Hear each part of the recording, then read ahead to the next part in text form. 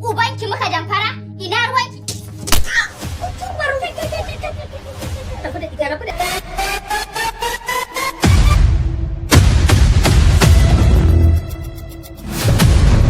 shi.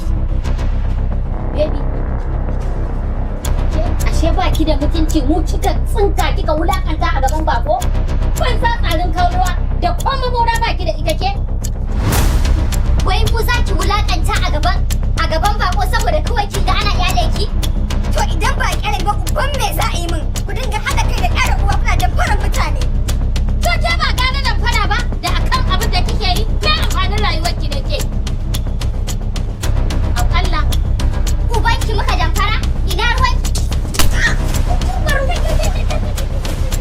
rabu da ita ƙyale ta ba sai kin take ta ba duniya ma za ta biya